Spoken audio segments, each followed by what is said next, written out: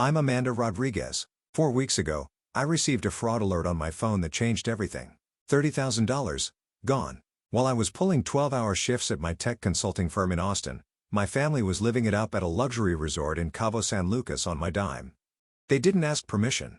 They didn't even tell me they were leaving the country. They just took my credit cards, maxed them out, and figured I'd deal with the consequences later. But here's the thing about consequences. Sometimes they come with interest, and sometimes they come mid-flight over the Pacific Ocean when your vacation gets cut short because someone just canceled every single transaction you made. Before we jump back in, tell us where you're tuning in from. And if this story touches you, make sure you're subscribed because tomorrow, I've saved something extra special for you.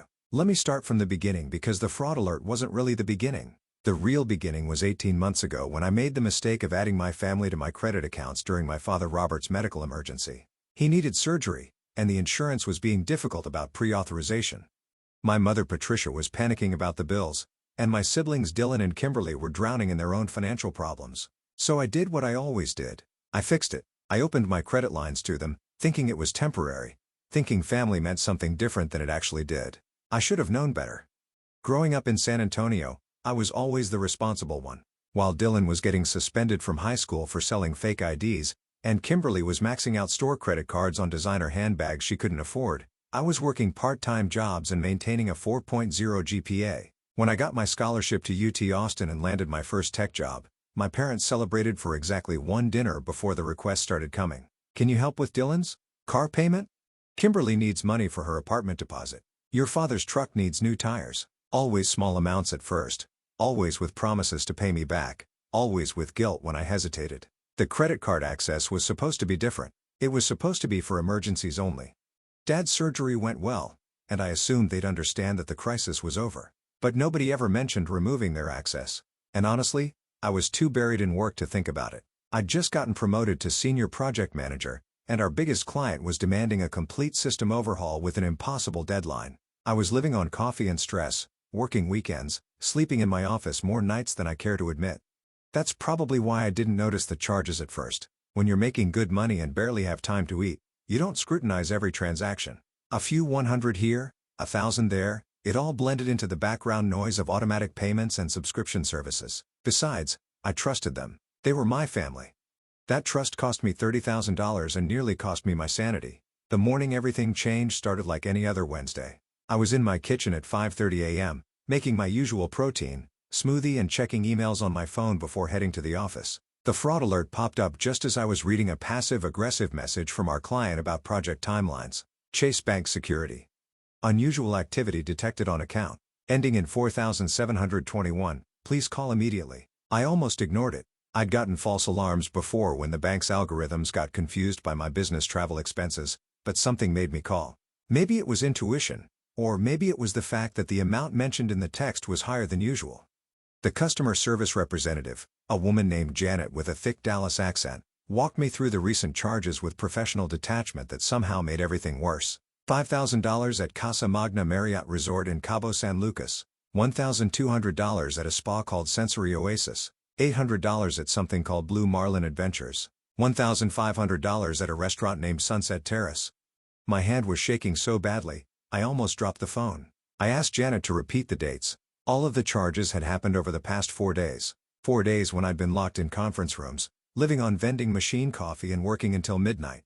4 days when I hadn't heard from a single family member, which should have been suspicious in itself because they usually called when they needed something. The worst part wasn't the money, though $30,000 was more than I'd ever spent on myself in a single year. The worst part was the realization that they'd planned this. These weren't impulse purchases or emergency expenses. This was a coordinated family vacation funded entirely by my credit cards, orchestrated while I was too distracted to notice. They'd waited until I was at my most vulnerable, buried under work stress, and then they'd struck. I asked Janet to read me every single transaction from the past week. Airfare for 5 people to Cabo San Lucas, a luxury rental car, premium rooms at a 5-star resort, spa treatments, fine dining, deep-sea fishing excursions, golf lessons, shopping sprees at high-end boutiques. They weren't just taking a vacation on my dime. They were living like millionaires. Meanwhile, I'd been eating peanut butter sandwiches at my desk and haven't taken a real day off in 6 months. When Janet finished reading the charges, she asked if I wanted to dispute them as fraud. I sat there in my kitchen, still in my pajamas, staring at the half-blended smoothie in my blender, and I realized I couldn't answer that question. Were these charges fraud? Technically, I had given them access to the accounts, but they'd never asked permission for this specific use, and $30,000 was so far beyond anything we'd ever discussed that it felt like theft. I told Janet I needed time to think and hung up. Then I did something I hadn't done in months. I called in sick to work. Not because I was physically ill, but because I needed time to process what had just happened and figure out what to do. Next, I made myself a real breakfast for the first time in weeks, scrambled eggs and toast, and sat at my kitchen table with my laptop, pulling up my credit card statements online. The full picture was even worse than Janet's summary. They hadn't just used one card. They'd used 4 different accounts, including my business credit line that was supposed to be reserved for work expenses. They'd been smart about it, spreading the charges across multiple cards to avoid triggering fraud alerts sooner. But when I added everything up, including charges I hadn't noticed from the past few weeks, the total was closer to $35,000. I found charges for premium spa packages, private dining experiences, yacht rentals, designer shopping sprees, and excursions that cost more than most people's monthly rent. They'd upgraded their rooms to ocean view suites, hired personal shoppers, and booked photography sessions to capture their luxury vacation. They were documenting their theft of my financial security like it was the trip of a lifetime. My phone started buzzing with text messages, but they weren't from my family. They were from Melissa, my closest friend since college, who was sending me screenshots from social media. My stomach dropped as I opened them. Dylan had posted photos from the resort pool, cocktail in hand, caption reading, "Living the dream in paradise." Kimberly had shared a selfie from what looked like an expensive spa, hashtagged with blessed and grateful and luxury lifestyle. My mother had posted a family photo from an upscale restaurant, everyone dressed in clothes I'd never seen before, smiling like they didn't have a care in the world. The photos hurt more than the financial statements. They weren't just spending my money, they were flaunting it, posting about their expensive vacation for everyone to see, acting like they deserved this lifestyle. Meanwhile, I was sitting in my apartment wearing a 2-year-old Target sweater, eating eggs I'd bought on sale, wondering how I was going to explain to my boss why I needed to leave in the middle of our biggest project. I called Melissa, and she answered on the first ring. "I was wondering when you'd see those posts," she said without preamble. "Please tell me you're not as clueless as I think you are." When I explained what had happened, the silence on her end stretched so long. I thought the call had dropped. Finally she said, "Amanda, honey, you know this is theft, right? I don't care if they're family. This is straight up theft." But that's where it got complicated. How do you report your own family for fraud? How do you explain to the police that your parents and siblings stole from you when you'd voluntarily given them access to your accounts? How do you reconcile the fact that the people who raised you, who claimed to love you, had betrayed your trust in such a calculated way? I spent the rest of that Wednesday in a strange kind of paralysis, alternating between fury and disbelief. I kept checking their social media posts, torturing myself with evidence of their betrayal. They were posting photos from expensive restaurants, bragging about room service, sharing videos from private beach cabanas. Each post felt like another slap in the face, another reminder that while I was working myself to exhaustion, they were enjoying the fruits of my labor without a second thought. Thursday morning brought more charges. They'd extended their stay and upgraded their accommodations again. I watched my credit utilization spike into dangerous territory, knowing that this would affect my credit score and potentially impact my ability to secure business loans for the consulting firm. But I still couldn't bring myself to call the credit card companies and report the charges as unauthorized. Some part of me kept hoping they'd come to their senses, return home, and find a way to make this right. That hope died on Thursday afternoon when I received a group text that wasn't meant for me. Tyler, my cousin who'd apparently joined them on this vacation, had accidentally included me in a message meant for his girlfriend. These idiots think Amanda's too busy with work to notice the charges. By the time she figures it out, we'll be home and she'll just have to deal with it. She makes good money anyway. It's not like she can't afford it. Reading that message was like getting punched in the chest. They knew exactly what they were doing. They'd counted on my work schedule and my trusting nature to give them enough time to enjoy their stolen vacation before facing any consequences. They'd calculated my love for them against my financial security and decided my money was worth more than my trust. I screenshot the message and sat staring at it for a long time. This wasn't a misunderstanding or a family emergency that had gotten out of hand.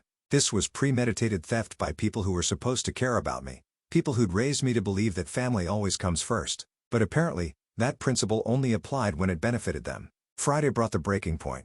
I woke up to another fraud alert, this time for a charge at a jewelry store in Cabo. They were buying expensive souvenirs with my money, probably gifts for each other to remember their wonderful vacation. The vacation I'd unknowingly funded while working 16-hour days and living on fast food. I finally called Brandon, a colleague who'd become a friend over the past few months. He'd been asking why I looked so tired and stressed lately, and I'd been brushing him off with vague comments about family issues. Preparing and narrating this story took us a lot of time, so if you are enjoying it, subscribe to our channel. It means a lot to us. Now back to the story. When I told him the whole story, his response was immediate and clear. Call the credit card companies right now and report those charges as unauthorized, then call a lawyer, then call the police. This isn't family drama, Amanda. This is a felony. His certainty helped me find my own. I'd been so caught up in the emotional complexity of the situation that I'd lost sight of the simple facts. My family had stolen from me. The method didn't matter. The relationship didn't matter. The amount didn't matter. Theft was theft regardless of who committed it. I started making calls, first to Chase, then to American Express, then to Capital One. Each customer service representative asked the same questions, and each time I gave the same answers. No, I had not authorized these specific charges. No. I had not given permission for a vacation to Mexico. Yes. I wanted to dispute all charges related to travel and entertainment in Cabo San Lucas from the past week. The process was surprisingly straightforward. Once I explained that the charges were unauthorized, the representatives initiated dispute procedures and issued temporary credits while they investigated. They also recommended that I freeze the accounts to prevent additional unauthorized charges, which I did immediately. But freezing the accounts meant freezing them while my family was still on vacation, still expecting to use my credit cards for their remaining expenses. I knew that cutting off their access mid-trip would create immediate problems for them, potentially stranding them in Mexico without a way to pay for hotel extensions, meals, or even their flights home. For about 30 seconds, I felt guilty about that possibility. Then I remembered Tyler's text message and the jewelry store charge and all the social media posts flaunting their theft of my financial security. They'd made their choice when they decided to steal from me. Now they'd have to live with the consequences of that choice, just like I was living with the consequences of trusting them.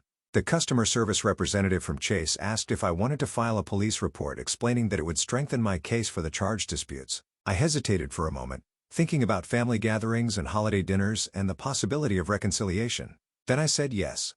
Because some betrayals are too big to forgive, and some boundaries are too important to ignore. My family had crossed a line they couldn't uncross, and it was time for them to learn that actions have consequences, even when they're committed by people who claim to love you. As I hung up from that final call, I felt something I hadn't experienced in months: relief. Not happiness, not satisfaction, just relief. The weight of being taken advantage of was finally lifting from my shoulders.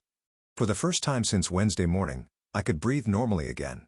I didn't know what would happen next, but I knew that I'd finally stopped being a victim and started being someone who fought back. Saturday morning arrived with an eerie silence that felt almost supernatural after 5 days of constant anxiety. No fraud alerts, no new charges, no social media posts from my family. The credit card freeze had worked, cutting off their financial lifeline exactly as intended. I made coffee and checked my phone, half expecting angry calls or desperate text messages, but there was nothing. The silence was somehow more unsettling than the original discovery of their theft. I decided to use the quiet to dig deeper into what had actually happened. Armed with printed credit card statements and a yellow highlighter, I spread everything across my dining room table and began mapping out the timeline of their deception. What I discovered was far more systematic than I'd initially realized. The first charge had appeared 3 weeks ago, small and innocuous. A travel agency fee of $250 buried among my regular monthly expenses. I'd assumed it was some kind of service charge or billing error. But looking at it now, I realized it was the booking fee for their flights. They'd been planning this vacation for almost a month, carefully timing their theft to coincide with my busiest period at work. The genius of their approach was in the staging. They hadn't booked everything at once, which would have triggered immediate fraud alerts. Instead, they'd spread the purchases over several weeks, starting with small charges that looked like normal expenses. A few $100 here for travel insurance, $1,000 there for what looked like hotel deposits. By the time the major expenses hit during their actual vacation, my credit cards had already been conditioned to accept charges from travel-related vendors. As I traced through the timeline, I found evidence of preparation that chilled me to the bone. They'd researched the most expensive restaurants at the resort and made advance reservations. They'd pre-booked spa treatments and excursions. They'd even purchased travel insurance to protect their stolen vacation against potential cancellations. The level of premeditation was staggering. My phone finally rang around noon. Patricia, my mother, calling from what I assumed was still Mexico. I let it go to voicemail. When I played the message back, her voice was strained in a way I'd never heard before. Amanda, honey, there seems to be some kind of problem with the credit cards. They're not working, and the hotel is asking us to provide alternative payment methods. I'm sure it's just a technical glitch, but could you call the bank and get it sorted out? We're supposed to check out tomorrow and fly home, but we can't even pay for our meals right now. Call me back as soon as you get this." The casual entitlement in her voice was breathtaking. Even caught red-handed, even stranded without the ability to continue stealing from me, she was still framing this as my responsibility to fix. There was no acknowledgement of wrongdoing, no apology, no recognition that they'd taken my money without permission. Just an expectation that I would clean up their mess, as always. I saved the voicemail and didn't call back. Instead, I used the afternoon to research what came next. I'd filed disputes with the credit card companies, but I needed to understand the broader implications of what had happened. A quick internet search led me to articles about family financial abuse, a term I'd never heard before, but that perfectly described my situation. According to the legal resources I found, family members who use someone else's credit cards without explicit permission for specific purchases are committing theft, regardless of whether they have general account access. The key factor isn't whether they physically stole the cards, but whether they had permission for the specific use. Taking someone's credit card information to fund a luxury vacation definitely crossed that line. I also learned that financial abuse often escalates over time, starting with small requests and boundary violations before progressing to larger thefts. Looking back at my relationship with my family, I could see the pattern clearly. It had started with occasional requests for help with bills, progressed to expectations that I would cover family emergencies, and culminated in this elaborate theft disguised as a vacation. The research helped me understand that my guilt and hesitation weren't unusual. Many victims of family financial abuse struggle with the decision to take legal action because the emotional bonds make it difficult to see the situation clearly. But the articles emphasize that protecting yourself isn't betraying your family. It's setting necessary boundaries with people who have already betrayed you. Armed with this new understanding, I spent Sunday morning drafting a detailed timeline of events for the police report. I included screenshots of all the social media posts, copies of the text messages, and a comprehensive list of unauthorized charges. The documentation process took hours, but it felt therapeutic. I was taking control of the narrative instead of letting their actions define my reality. My phone buzzed constantly throughout the day with calls from various family members, but I didn't answer any of them. The voicemails painted a picture of escalating desperation. Dylan's first message was cocky and dismissive, claiming there must be some kind of banking error and demanding that I fix it immediately. His second message, left 3 hours later, was noticeably less confident. Kimberly's voicemails followed a similar progression from entitlement to panic. In her first message, she actually had the audacity to suggest that I was being petty and vindictive by not answering their calls. By her third message, she was crying and begging me to call the bank because they were stuck in their hotel room, unable to pay for food or transportation. The message that finally broke through my emotional defenses came from my father, Robert. His voice was quiet and defeated in a way that reminded me of his hospital stay 18 months ago. "Amanda, I know you're angry, and maybe you have a right to be, but we're stuck here, and I don't know how we're going to get home. Your mother is panicking, and the hotel is threatening to call security if we can't settle our bill. I'm not asking you to forgive us, but please don't leave us stranded in a foreign country. We'll figure out how to make this right when we get home." For a moment, I wavered. The instinct to rescue my family was so deeply ingrained that hearing my father's defeated voice triggered an automatic response to help. But then I remembered the jewelry store charge, the group text from Tyler, and all the social media posts celebrating their theft of my financial security. They'd made their choice when they decided to steal from me. The consequences of that choice weren't my responsibility to fix. Instead of calling them back, I called Brandon. I needed to hear an objective voice remind me that I wasn't the villain in this situation. He answered on the second ring, and I could hear background noise from what sounded like a busy restaurant. "Let me step outside," he said immediately. "How are you holding up?" I told him about the voicemails and my wavering resolve. His response was swift and uncompromising. "Amanda, they're trying to manipulate you into rescuing them from the consequences of their own actions. This is classic abuser behavior. Create a crisis, then pressure the victim to solve it. Don't fall for it." His words helped steel my resolve, but I needed more than just emotional support. I needed practical advice about next steps. Brandon suggested I contact a lawyer before filing the police report just to make sure I understood my options and potential consequences. He also recommended documenting everything in case this escalated into a civil lawsuit. Monday morning, I took another sick day from work and drove to a law office in downtown Austin that specialized in financial crimes. The attorney I met with, a sharp woman in her 50s named Catherine Nash, listened to my story with the kind of professional attention that made me feel heard for the first time in days. "This is clearly theft," she said after reviewing my documentation. "The fact that they had general access to your accounts doesn't give them blanket permission to make any charges they want." A $30,000 vacation is so far beyond the scope of emergency access that any reasonable person would understand it requires explicit permission. Catherine explained that I had several options for moving forward. I could pursue criminal charges, which would involve filing a police report and potentially seeing my family members arrested and prosecuted. I could pursue civil litigation to recover damages beyond the credit card disputes, or I could leverage the threat of legal action to negotiate a settlement that included full repayment and a guarantee that this would never happen again. Decision felt overwhelming, but Catherine helped me think through the implications of each approach. Criminal charges would send the strongest message, but could permanently damage family relationships. Civil litigation might be more likely to result in financial recovery, but could take years to resolve. Negotiation might preserve family relationships, but could also signal that I was willing to tolerate future abuse. As I sat in Catherine's office, looking out at the Austin skyline through floor-to-ceiling windows, I realized that I wasn't just deciding how to handle this specific incident. I was deciding what kind of person I wanted to be and what kind of relationships I was willing to accept. For too long, I'd prioritized family harmony over my own well-being. This theft was just the most extreme example of a pattern that had been building for years. I want to file criminal charges, I said finally, and I want to pursue civil litigation for any damages that aren't covered by the credit card disputes. They need to understand that actions have consequences, even when they're committed by family members. Catherine nodded approvingly.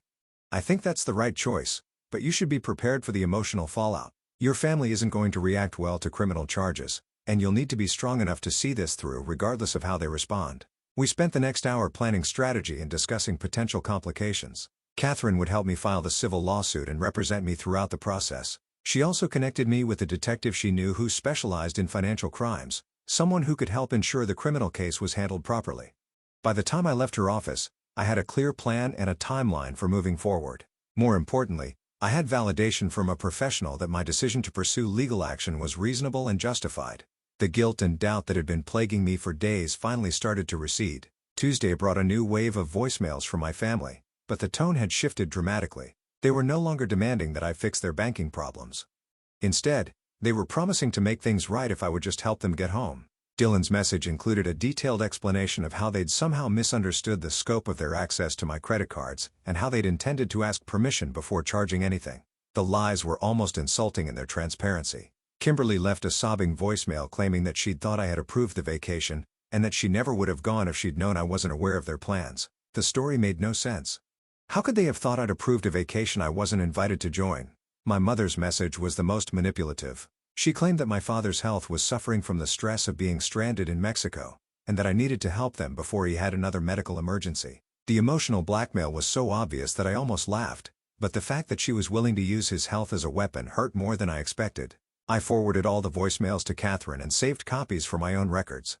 The lies and manipulation they contained would be useful evidence if this case went to trial. But more than that, they helped me understand that I was dealing with people who would say anything to avoid consequences for their actions. Any promises they made about making things right would be worth exactly as much as their original promises, to only use my credit cards for emergencies. Wednesday morning, I finally returned to work. My absence had created some complications with the client project, but my team had managed to keep things moving forward. I threw myself into catching up, grateful for the distraction of complex technical problems that had clear solutions. During my lunch break, I received a call from an unknown Mexican number. I let it go to voicemail, assuming it was another family member calling from the hotel. But when I played the message back, it was from someone named Miguel Rodriguez, who identified himself as a representative from the resort where my family was staying. Miss Rodriguez, I am calling regarding the outstanding balance on your family's reservation. The credit cards we have on file are no longer working, and your family members have been unable to provide alternative payment methods. We have been trying to work with them to resolve this situation, but we need payment of $8,043 before we can allow them to check out. If payment is not received by tomorrow morning, we will need to contact local authorities about the unpaid debt, $8,000. Even after I'd frozen the cards, they'd managed to accumulate an additional $8,000 in charges. Room service, spa treatments, shopping, dining. They'd kept spending money they didn't have right up until the moment the card stopped working. The entitlement was staggering. I called Catherine immediately and played her the voicemail. Her response was swift and definitive. Do not pay that bill. Let the hotel contact local authorities if they want to. Your family created this situation by continuing to spend money after they'd already stolen $30,000 from you. The consequences are theirs to face. The thought of my family potentially being arrested in Mexico sent a brief spike of anxiety through my chest, but I pushed it down. They were adults who had made adult decisions. If those decisions led to legal trouble in a foreign country, that was the natural consequence of their actions. I couldn't protect them from the results of their own choices, and I shouldn't try. That evening, I received a call from Dylan that I actually answered. I wanted to hear what he had to say now that they were facing serious consequences for their theft. His voice was strained and desperate in a way I'd never heard before. "Amanda, you have to help us. The hotel is threatening to call the police, and we don't have $8,000 to pay them. Mom is having panic attacks, and Dad looks like he's going to have a heart attack. This is getting out of hand." Out of hand? I couldn't keep the disbelief out of my voice. "Dylan, you stole $30,000 from me. You funded a luxury vacation with my money while I was working myself to exhaustion. How is holding you accountable for that getting out of hand?" "We were going to pay you back," he said, but his voice lacked conviction. "We just wanted to take one nice family trip together, and we knew you'd say no if we asked because you're always so stressed about money." The excuse was pathetic and insulting. I wasn't stressed about money because I was cheap or controlling. I was careful with money because I was the only one in our family who understood the value of financial security. I was the one who had built a career and created stability. They were the ones who constantly needed financial rescue from their poor decisions. "You're 32 years old, Dylan. If you wanted a nice family vacation, you should have saved up for it like an adult. You don't get to steal my financial security because you lack impulse control." "Fine," he snapped, his desperation morphing into anger. "Don't help us. But when Dad ends up in a Mexican hospital because of the stress you're putting him through, remember that you chose money over family." The manipulation was so transparent that I almost hung up immediately, but I wanted him to hear what I had to say next. "I didn't choose money over family, Dylan. You chose stealing from me over being honest with me. You chose living like millionaires on my credit cards over respecting my trust. You made the choice that put our family in this position, not me." I hung up before he could respond and blocked his number. Then I blocked my mother's number and Kimberly's number. I was done being manipulated by people who had betrayed my trust so completely. Whatever happened to them in Mexico, they would have to handle it without my assistance. For the first time since this nightmare began, I felt a sense of peace about my decision. I wasn't abandoning my family. I was protecting myself from people who had proven they would exploit my love for their own benefit. The distinction mattered more than I'd initially realized. Thursday morning brought news that I'd been both expecting and dreading. Catherine called to inform me that my family had been detained by Mexican authorities for failing to pay their hotel bill. They weren't in jail exactly, but they were being held at the resort under supervision until the debt was resolved. The Mexican legal system apparently took unpaid hotel bills seriously, especially when the amounts were substantial. "They're going to try to contact you," Catherine warned.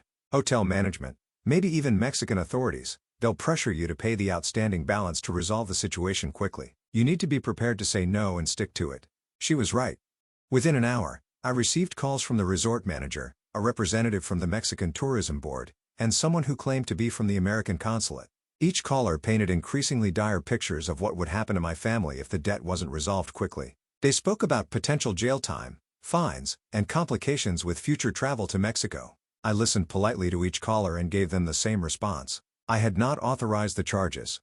I would not be paying for expenses I didn't approve, and they should pursue payment from the people who had actually incurred the debts. The conversations were uncomfortable, but my resolve held firm.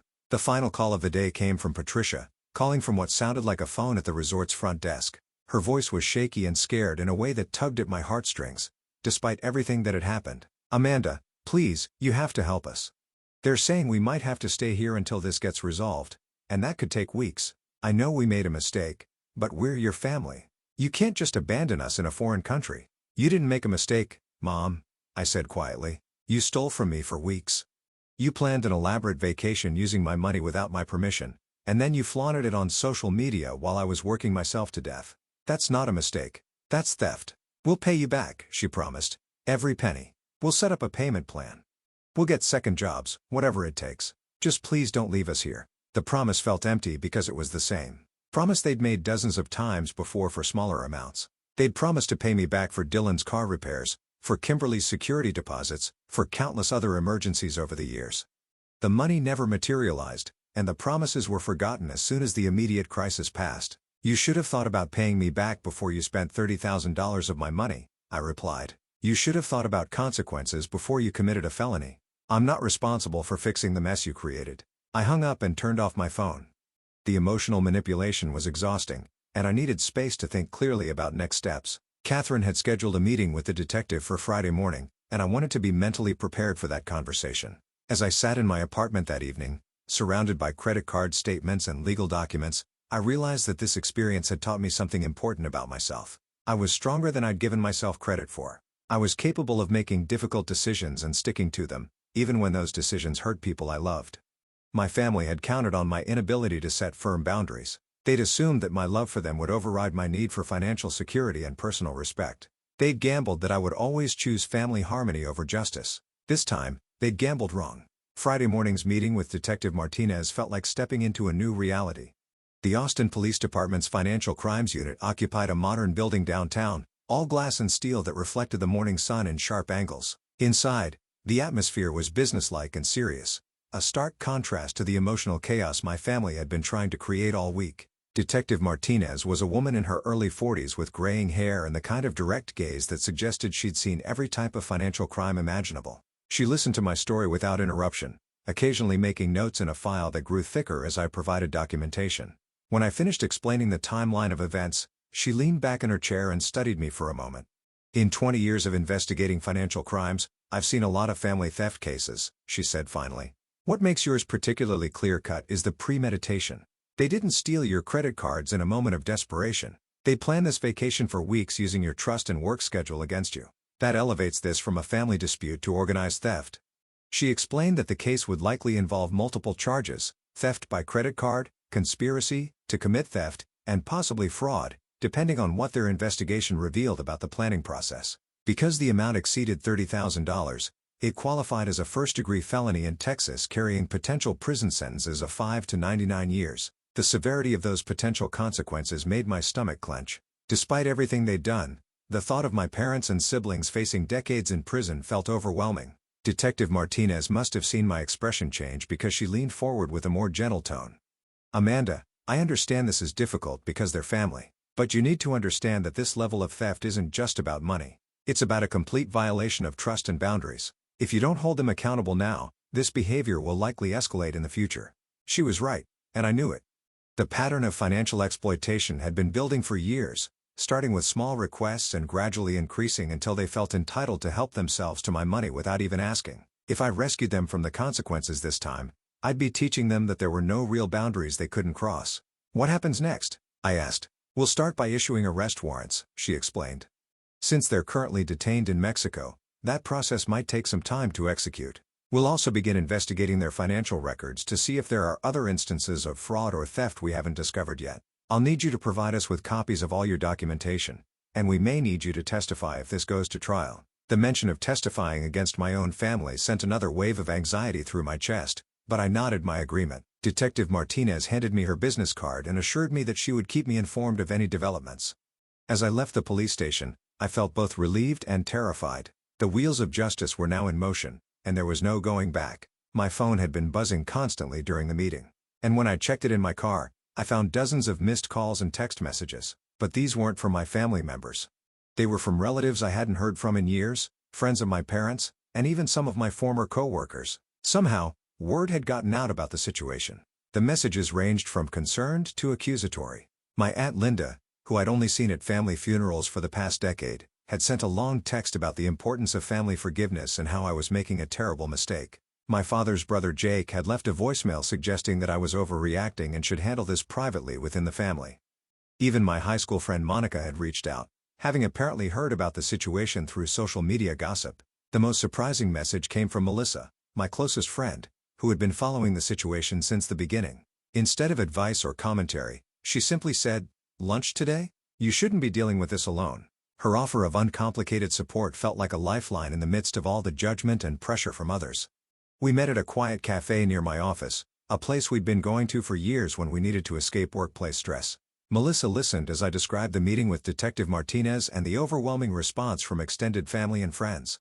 Her reaction was immediate and supportive. "Let me get this straight," she said, stirring her coffee with more force than necessary. "Your family stole $30,000 from you, documented their theft on social media, and left you with massive credit card debt while they lived like celebrities. And now people are telling you that you're the problem for holding them accountable?"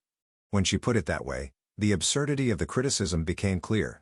I'd been so caught up in the emotional complexity of the situation that I'd lost sight of the simple facts. My family had committed serious crimes against me, and I was being blamed for refusing to cover up their actions. I keep wondering if I'm being too harsh, I admitted. They're still my family, and the thought of them going to prison is horrible. Melissa reached across the table and grabbed my hand. Amanda, you are not responsible for the consequences of their actions. They made a series of deliberate choices that led to this situation. You didn't force them to steal from you, and you're not forcing them to face criminal charges. They did that to themselves. Her words helped clarify something that had been bothering me since my conversation with Detective Martinez. I wasn't sending my family to prison. They had sent themselves there by committing felonies. My role was simply to stop protecting them from the natural consequences of their own decisions. After lunch, I returned to work with a clearer head and a renewed sense of purpose. The project I'd been struggling with all week suddenly seemed manageable compared to the criminal investigation I was navigating. I threw myself into technical problems and client meetings, grateful for the distraction of normal professional challenges. Around 4 o'clock, my work phone rang with a call from an unfamiliar international number.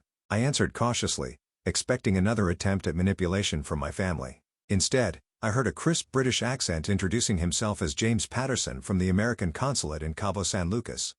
Miss Rodriguez, I'm calling regarding your family members who are currently being held at the Casa Magna Resort. The Mexican authorities have asked us to reach out to see if we can facilitate a resolution to their outstanding debt situation. I explained that I had not authorized any of the charges and would not be paying for expenses I didn't approve. James listened politely, then cleared his throat before continuing. I understand your position, but I should inform you that the situation has become more complicated. Your family members have been making claims that you had given them explicit permission to use your credit cards for this vacation. They're suggesting that this is a misunderstanding rather than theft. The audacity of their lies was breathtaking, but not surprising. Of course, they were trying to rewrite history to make themselves look like victims of a banking error rather than perpetrators of theft. I had anticipated this possibility and come prepared. Mr. Patterson, I have documentation that contradicts their claims. Text messages showing they knew I was unaware of their vacation, social media posts that don't mention me as part of the planning process, and credit card statements showing the charges began weeks before I knew about their trip. If they had my permission, why would they need to hide their planning from me? James paused, presumably taking notes. Would you be willing to provide that documentation to assist in resolving this situation? I've already provided it to the Austin Police Department as part of a criminal investigation, I replied. Your office is welcome to contact Detective Martinez if you need copies for your records. The mention of a criminal investigation seemed to surprise him. There was a longer pause before he continued. I see. Well, that does change the nature of this situation significantly. If there's an active criminal investigation, the consulate's ability to intervene is quite limited. Good, I said firmly, because I'm not interested in intervention. I'm interested in justice. After hanging up, I felt a surge of satisfaction. My family's attempts to manipulate the narrative were failing because I had evidence to contradict their lies. The documentation I'd been carefully collecting since Tuesday was proving its worth. Saturday brought unexpected developments. Catherine called me early in the morning with news from Mexico. Apparently, my family had managed to contact a Mexican lawyer who was attempting to negotiate their release from hotel detention. The lawyer was arguing that they were victims of a credit card malfunction rather than perpetrators of theft. The good news is that Mexican authorities are taking this seriously, Catherine explained. They've requested copies of our documentation and are coordinating with Detective Martinez. The bad news is that your family has hired someone who specializes in making financial crimes look like misunderstandings. She warned me that this could complicate both the criminal case and our civil lawsuit. If my family's lawyer could create reasonable doubt about their intent to steal, it might be harder to secure criminal convictions. More importantly for my immediate situation, they might try to argue that I owed them compensation for the trauma of being detained based on false accusations. They wouldn't actually try to sue me, would they? I asked. Though I suspected I already knew the answer. Amanda, they've already stolen $30,000 from you and lied to international authorities about your involvement. Do you really think they're above filing a frivolous lawsuit? She was right, of course. People who were willing to commit theft and fraud probably wouldn't hesitate to add perjury and filing false legal claims to their list of offenses. I needed to be prepared for this situation to get worse before it got better. That afternoon, I received a call from Dylan's girlfriend, Sarah, someone I'd met only a few times at family gatherings. Her voice was tearful and desperate as she begged me to reconsider my position. Amanda, Dylan is talking about proposing to me when he gets back from this trip, she sobbed. If he gets arrested for this, it will ruin our future together. He made a mistake, but he doesn't deserve to have his life destroyed over it. The conversation revealed something I hadn't considered. My family's crimes weren't just affecting them. Dylan's girlfriend, Kimberly's children, and potentially other innocent people would suffer consequences from their actions. The thought of children being hurt by their parents' criminal behavior made me feel sick. But Sarah's call also highlighted the ongoing manipulation tactics my family was using. They were recruiting sympathetic third parties to pressure me into dropping the charges, hoping that I would be more susceptible to pleas from seemingly neutral sources. The strategy was transparent once I recognized it, but it was still emotionally difficult to resist. "Sarah, I'm sorry that Dylan's actions are affecting your relationship," I said carefully.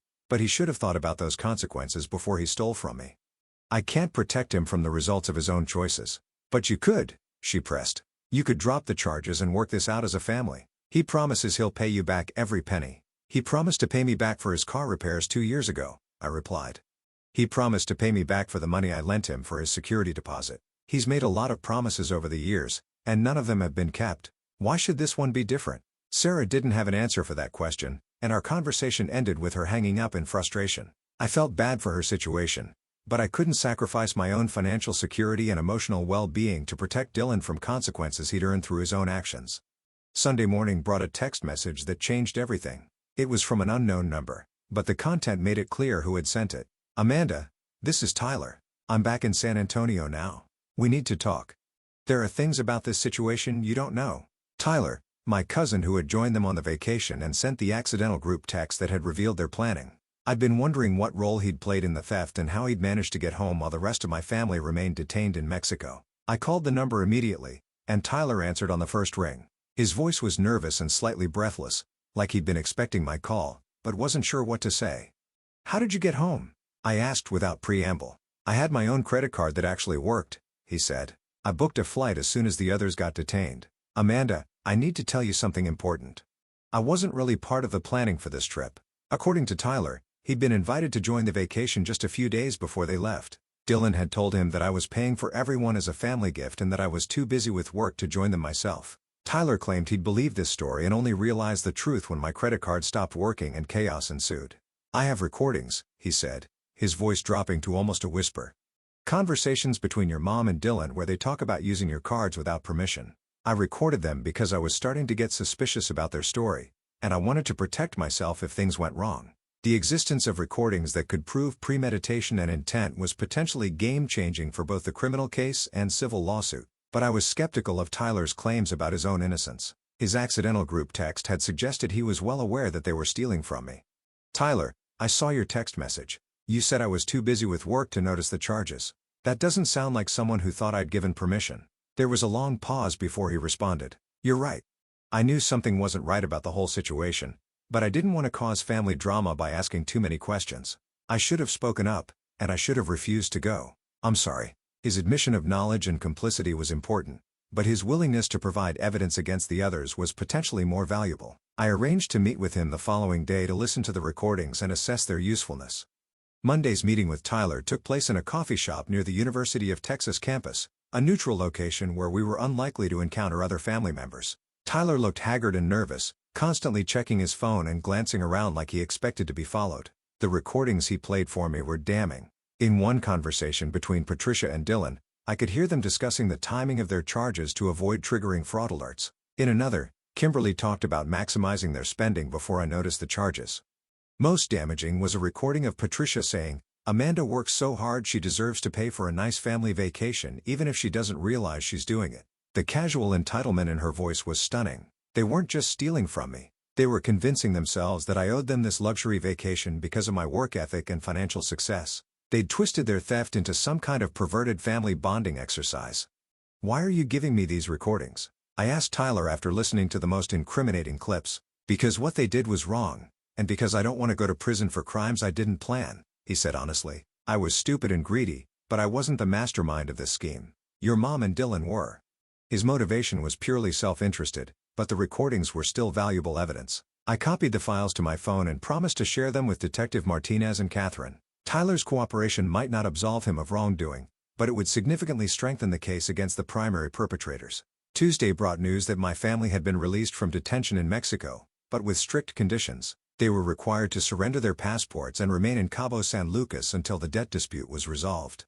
The Mexican authorities had also opened their own investigation into potential fraud based on the conflicting stories about authorization for the charges. Detective Martinez called to update me on the progress of the criminal investigation. The recordings Tyler had provided were being analyzed by the district attorney's office to determine their admissibility in court. More importantly, the evidence of premeditation and conspiracy would likely result in enhanced charges against Patricia and Dylan. We're looking at potential sentences of 15 to 20 years for the primary conspirators, she explained. The systematic nature of the planning and the substantial amount involved make this a very serious case. 20 years. The number hit me like a physical blow. I'd known that theft of this magnitude was a serious crime, but hearing the potential consequences stated so clearly made the reality of the situation sink in. My decision to pursue criminal charges could result in my mother and brother spending decades in prison. But even as that thought terrified me, I reminded myself of Detective Martinez's earlier words about escalating behavior. If I didn't hold them accountable now, what would stop them from stealing even larger amounts in the future? What would prevent them from targeting other family members or vulnerable people outside our family? What happens if they're convicted? I asked. In addition to prison time, they'd be required to pay full restitution for the stolen amount, plus interest and penalties. They'd also have felony records that would affect their ability to get jobs, housing, and loans. Essentially, their lives would be permanently changed. The permanence of those consequences was sobering. This wasn't just about recovering my money or teaching them a lesson. It was about fundamentally altering the trajectory of their lives. The weight of that responsibility felt crushing, even though I knew they had brought it on themselves. That evening, I sat in my apartment with a glass of wine and Tyler's recordings playing softly in the background. Listening to my family casually discuss stealing from me was painful, but it also reinforced the correctness of my decision to pursue legal action. These weren't people who had made a desperate mistake. They were people who had carefully planned to exploit my trust for their own benefit. My phone rang just as I was about to turn off the recordings. It was Catherine calling with an update on the civil lawsuit. The recordings Tyler provided have strengthened our case significantly, she said. We're now seeking treble damages. Under Texas theft statutes, which means we could recover up to $90,000 in addition to attorney fees and court costs. $90,000? 3 times the original theft amount. The figure was staggering. But Catherine explained that punitive damages were designed to deter future criminal behavior and compensate victims for the emotional trauma of financial crimes. Do you think they can actually pay that much? I asked. Probably not immediately, Catherine admitted. But we can garnish wages, place liens on property, and freeze their assets until the debt is satisfied. This judgment would follow them for decades if necessary. The conversation ended with Catherine promising to file the amended lawsuit papers within the week. As I hung up, I realized that my family's financial lives were about to become as complicated and stressful as they had made mine. The irony wasn't lost on me. They'd stolen my money to live like millionaires, and now they'd spend years living in financial servitude to pay for their crimes. For the first time since this nightmare began, I felt something approaching satisfaction. Not happiness, not celebration, but a grim satisfaction that justice was finally being served. My family had gambled that I would always choose peace over principle, forgiveness over accountability. They'd lost that gamble, and now they were learning that some bets come with consequences you can't afford to pay. Wednesday morning shattered the quiet tension I'd grown accustomed to over the past week. At 6 a.m., my doorbell rang repeatedly, followed by aggressive pounding on my apartment door. Through the peephole, I could see Kimberly standing in my hallway, still wearing what looked like resort clothing and carrying a duffel bag. Her hair was unkempt, her makeup smeared, and her eyes had the wild look of someone who hadn't slept in days. I opened the door cautiously, keeping the security chain attached. How did you get back from Mexico? I convinced the hotel manager to let me leave if I promised to send payment within 48 hours, she said, her voice hoarse and strained.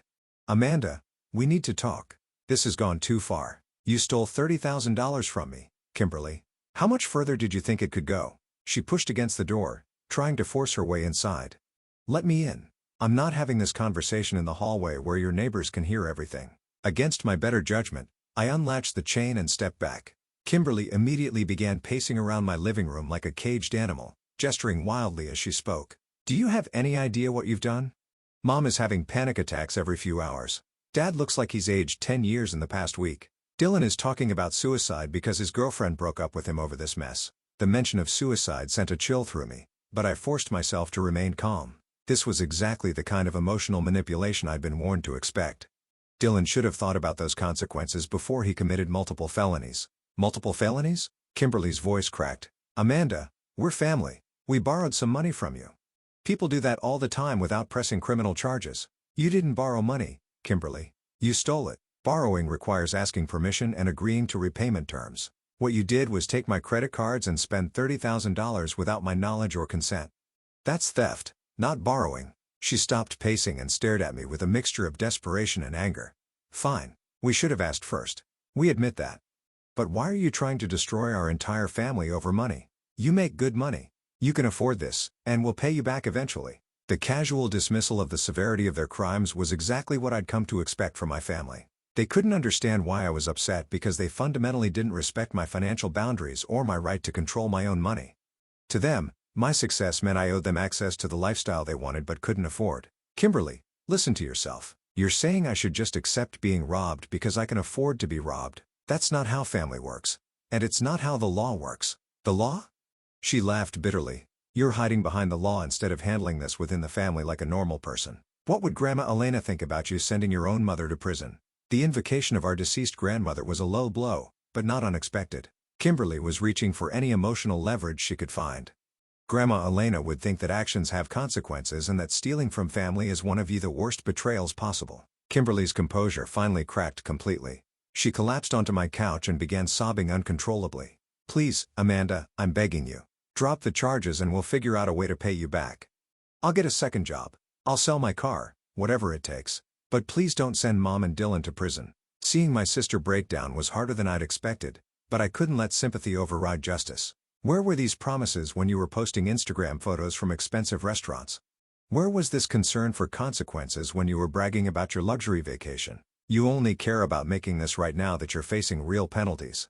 Because we didn't think you'd actually press charges, she admitted through her tears. We thought you'd be angry, maybe demand repayment, but we never imagined you'd try to send us to prison. We're your family. Her admission was revealing. They'd calculated that my love for them would protect them from serious consequences. They'd banked on my unwillingness to hold them accountable, planning their theft around my emotional vulnerabilities. The premeditation was even worse than I'd initially realized. Being my family should have protected me from being stolen from, I replied. But you decided that my money was more important than my trust. Now you have to live with the consequences of that decision. Kimberly left after another hour of unsuccessful pleading, threats, and emotional manipulation. As soon as she was gone, I called Detective Martinez to report her visit and her admission that they'd never expected me to press charges. The detective was particularly interested in Kimberly's statement about convincing the hotel manager to let her leave Mexico. If she promised payment within 48 hours, that could constitute additional fraud charges, Detective Martinez explained. She's making promises with money she doesn't have to resolve debts she created by stealing from you. We'll need to investigate her current financial situation and her ability to actually make good on those promises. The investigation was expanding beyond the original theft charges, encompassing new crimes my family members were committing in their attempts to escape consequences for their original crimes.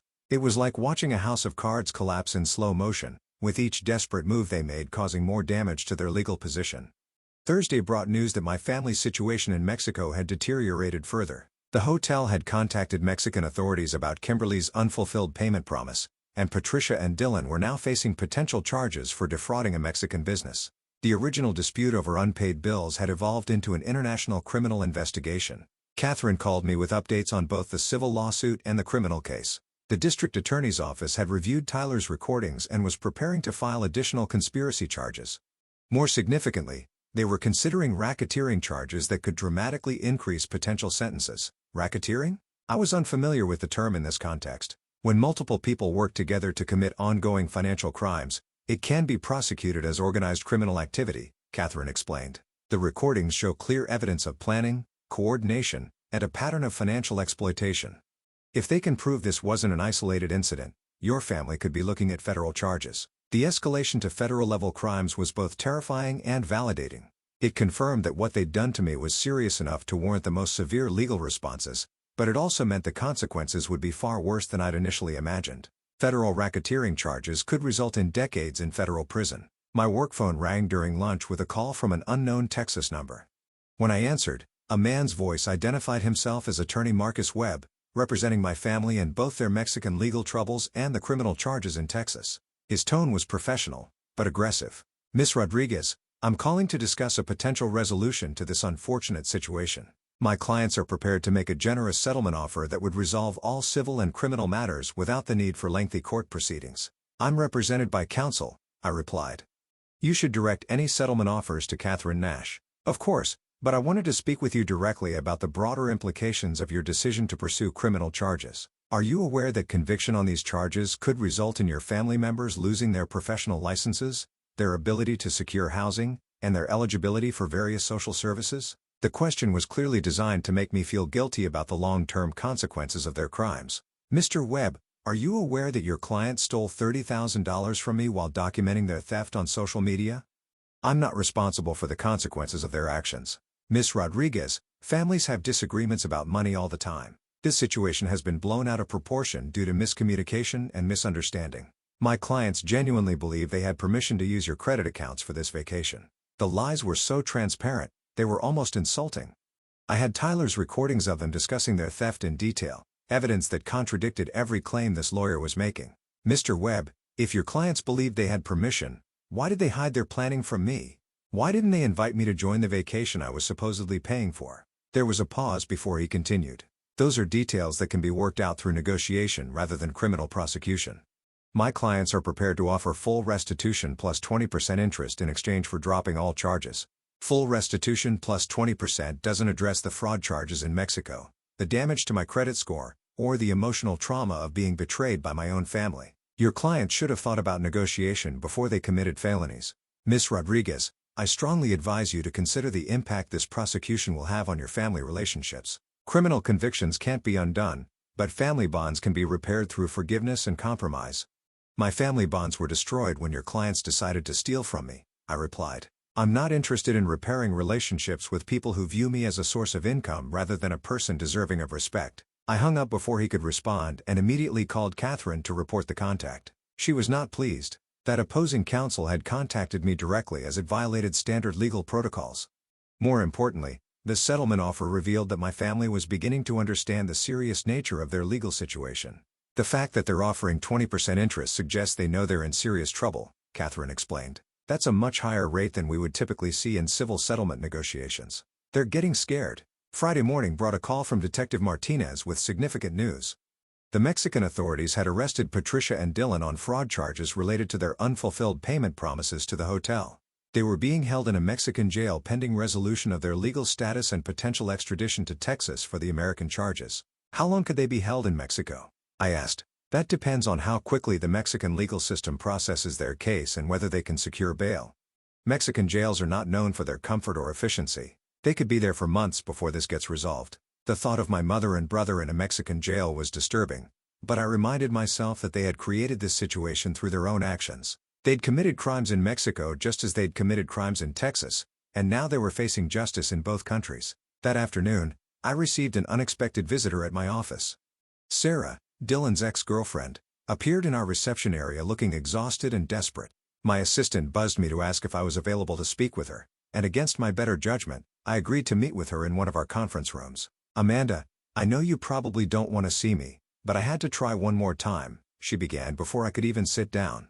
Dylan called me from jail in Mexico, and he's falling apart. He's talking about hurting himself if he has to spend years in prison. The suicide threats were escalating, which concerned me, but didn't change my resolve. People who threaten suicide to manipulate others often had no intention of following through, but used the threat as emotional blackmail. Sarah, if Dylan is genuinely suicidal, he needs mental health treatment, not legal immunity. But you could prevent all of this, she pressed. You could drop the charges and work out payment arrangements. He swears he'll pay back every penny if you just give him a chance. He's had chances for years to pay back smaller amounts, and he never followed through. Why should I believe he'll honor a $30,000 debt when he couldn't handle a few $100 for car repairs? Sarah pulled out her phone and showed me a screenshot of Dylan's bank account. Look, he only has $300 to his name. Even if he wanted to pay you back immediately, he can't. Prison won't help him earn money to repay his debt. The bank account screenshot actually strengthened my position rather than weakening it. If Dylan only had $300 in savings, how had he justified spending thousands of dollars on a luxury vacation? The math didn't work unless he'd been planning to stick me with the bill from the beginning. Sarah, this screenshot proves that Dylan knew he couldn't afford this vacation when he decided to steal my money to pay for it. This wasn't a misunderstanding or a family miscommunication. It was calculated theft by someone who had no ability to repay what he was stealing.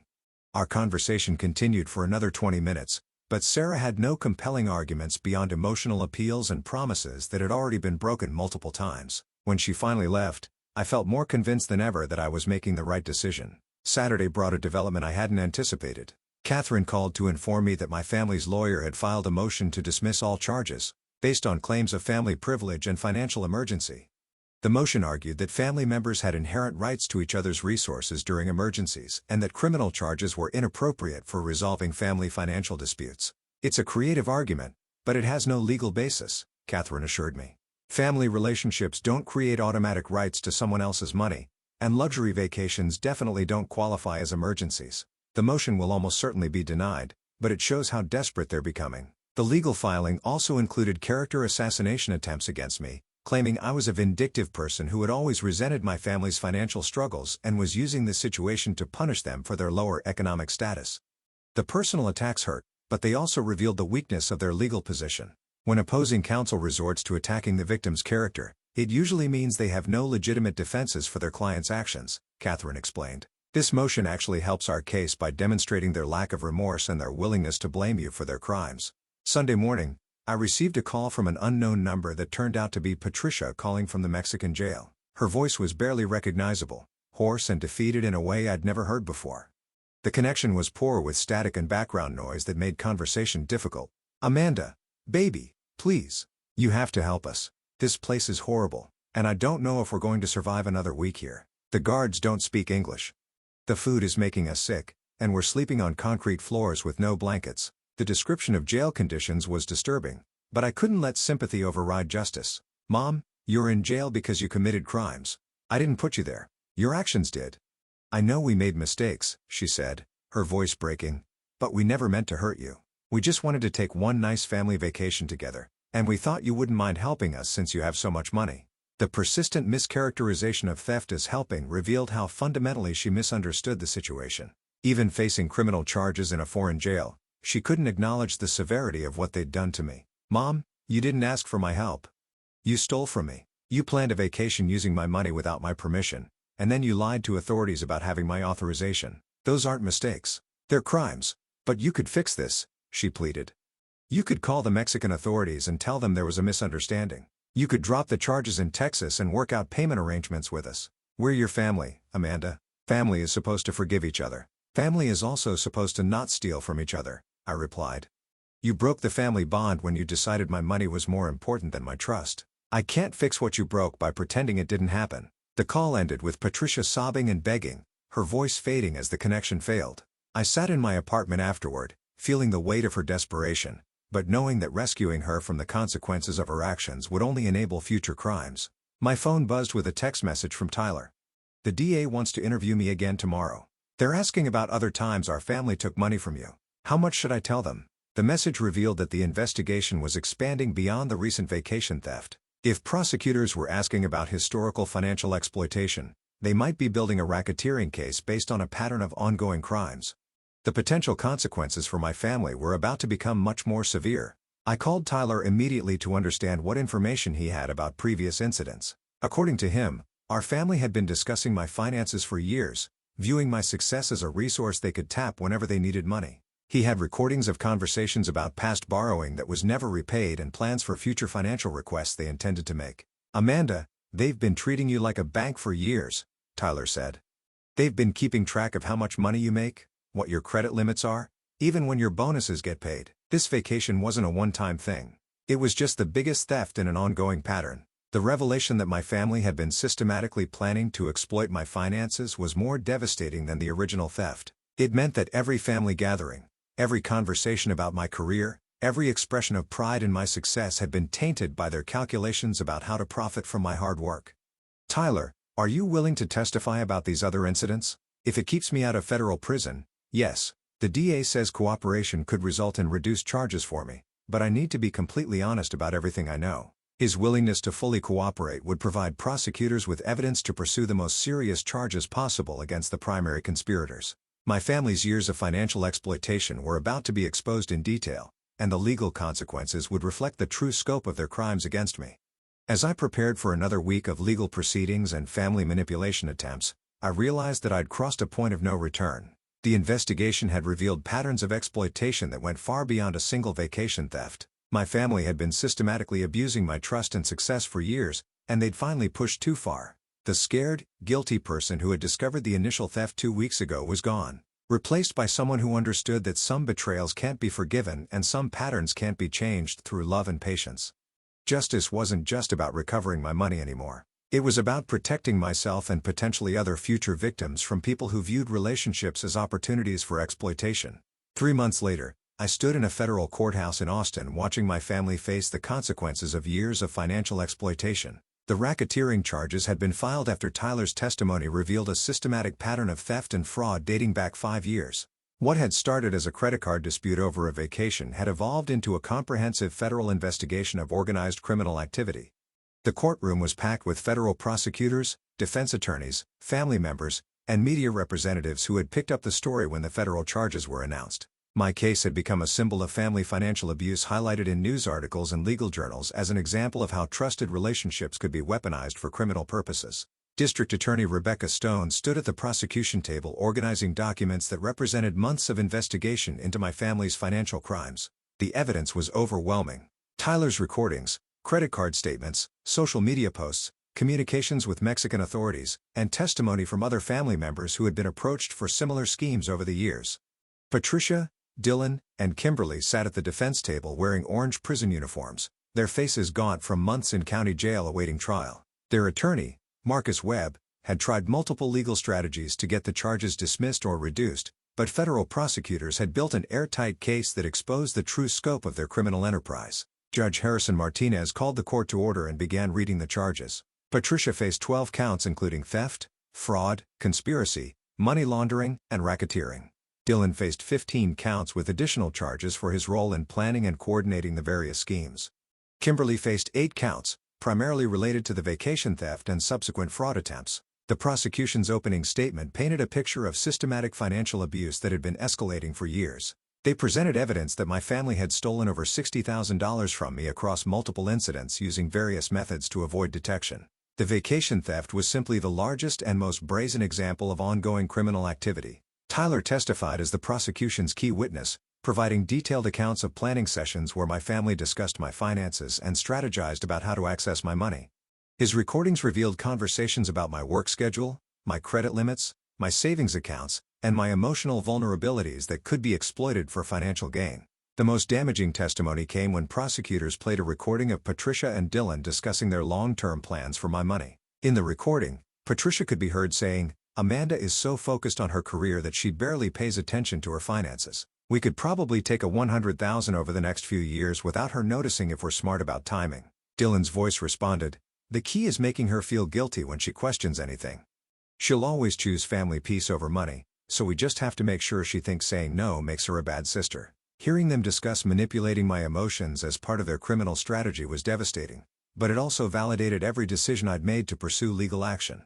They hadn't just stolen my money, they'd weaponized my love for them against my own financial security. The defense strategy focused on portraying my family as desperate people driven to poor decisions by financial hardship. Marcus Webb argued that their actions were motivated by love and family loyalty rather than criminal intent, and that the charges were disproportionate to the harm caused. But the prosecution had anticipated this defense and presented evidence of my family's spending patterns that contradicted claims of financial desperation. While claiming poverty to justify their thefts, they had been making purchases of luxury items, dining at expensive restaurants, and maintaining lifestyles that exceeded their legitimate income. Catherine presented my victim impact statement, which detailed the financial and emotional damage caused by years of systematic exploitation. Beyond the $60,000 in direct theft, I had suffered credit score damage, missed business opportunities due to financial uncertainty, and ongoing psychological trauma from the betrayal of trust by people I loved. The defendants didn't just steal money, Catherine read from my statement. They stole my sense of security, my ability to trust family relationships, and my peace of mind. They turned every family gathering into a potential financial threat and every expression of success into a target for exploitation. The trial lasted 2 weeks with testimony from financial experts, law enforcement officers, and family members who had witnessed various aspects of the criminal scheme. By the end, even the defense seemed resigned to the likelihood of conviction on most charges. The jury deliberated for less than 6 hours before returning guilty verdicts on all major charges. Patricia was convicted of racketeering, theft, fraud, and conspiracy. Dylan was convicted on all 15 counts. Kimberly was convicted on 6 of 8 charges, with the jury finding insufficient evidence for 2 of the minor fraud counts. Judge Martinez scheduled sentencing for the following month, But the conviction was already a form of closure I hadn't expected to feel. Watching my family held accountable for their crimes provided validation that my decision to pursue justice had been correct despite months of guilt and second-guessing. Outside the courthouse, reporters asked me about my feelings regarding the convictions. I had prepared a brief statement with Catherine's help. Justice has been served, but this case should serve as a warning that family relationships don't provide immunity from criminal behavior. Financial abuse is serious crime regardless of who commits it. The sentencing hearing a month later drew even more media attention. Patricia received 12 years in federal prison, reflecting her role as the primary organizer of the criminal scheme. Dylan received 15 years with the judge, noting his leadership role and lack of remorse throughout the proceedings. Kimberly received 8 years, which was reduced to 6 due to her cooperation during the investigation. Judge Martinez's sentencing statement was particularly pointed. The defendants exploited family relationships to commit systematic financial crimes over multiple years. Their actions represent a profound violation of trust that caused substantial financial and emotional harm to the victim. These sentences reflect both the seriousness of the crimes and the need to deter similar conduct by others. The financial restitution ordered by the court totaled $93,000, including the original theft, interest, penalties, and compensation for credit damage. Additionally, my civil lawsuit had resulted in a judgment for emotional, distress damages that brought the total recovery to over $120,000. But the money was never really the point. The legal proceedings had given me something more valuable: validation that I deserved to be treated with respect and honesty by the people who claimed to love me. For years, I had normalized financial exploitation because it was gradual and disguised as family need. The trial forced me to confront how systematically I had been abused. 6 months after sentencing, I received a letter from Patricia in federal prison.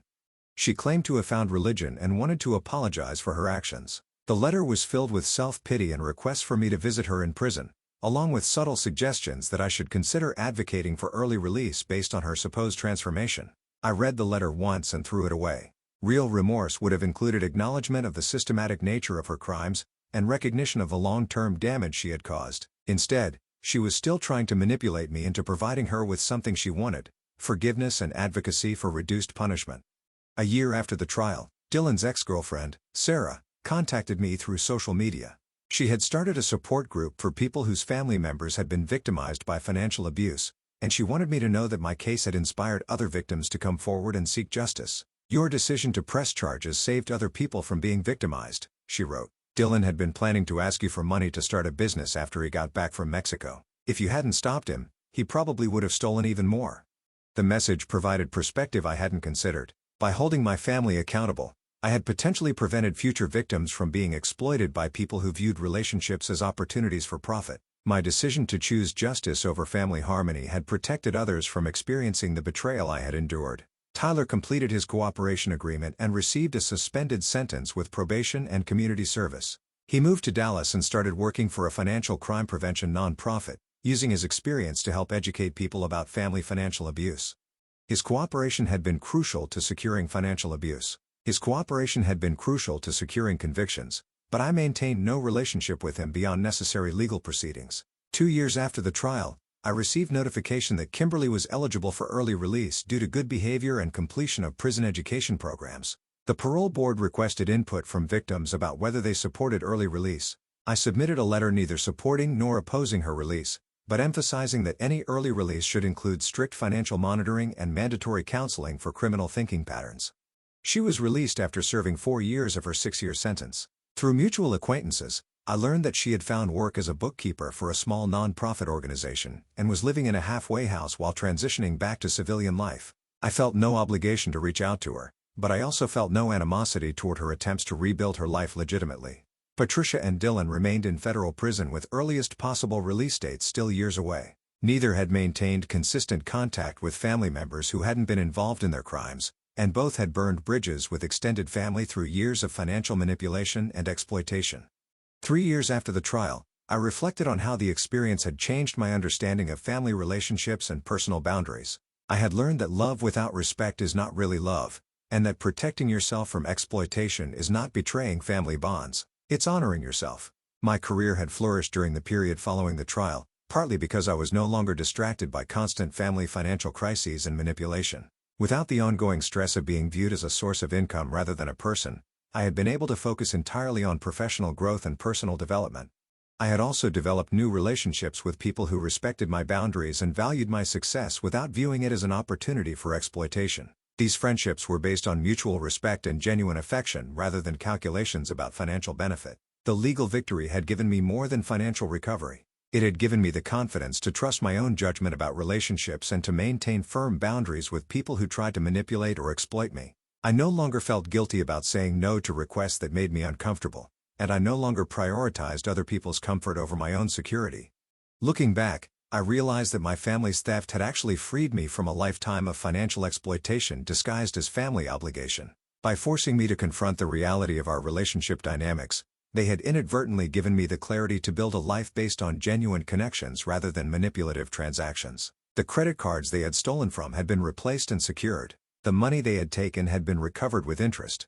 But most importantly, the person they had exploited no longer existed. In her place was someone who understood that real family relationships are built on mutual respect, not financial opportunity. My story had become part of legal precedent for prosecuting family financial abuse cases. Law enforcement agencies used my case as a training example for recognizing and investigating systematic financial exploitation within families. The recordings Tyler had provided became standard evidence of how financial abusers coordinate their activities and justify their crimes. 4 years after pressing charges, I could honestly say that I regretted nothing about my decision to pursue justice. The pain of losing family relationships had been intense, but temporary. The satisfaction of knowing I had protected myself and potentially other victims from ongoing exploitation was permanent. The beach house memories that had once represented family happiness now represented something different, evidence that I deserved to be treated with honesty and respect by the people who claimed to love me. I had learned that sometimes the most loving thing you can do for yourself is to refuse to be loved in ways that diminish your worth. Up next, you've got 2 more standout stories right on your screen. If this one hit the mark, you won't want to pass these up. Just click and check them out.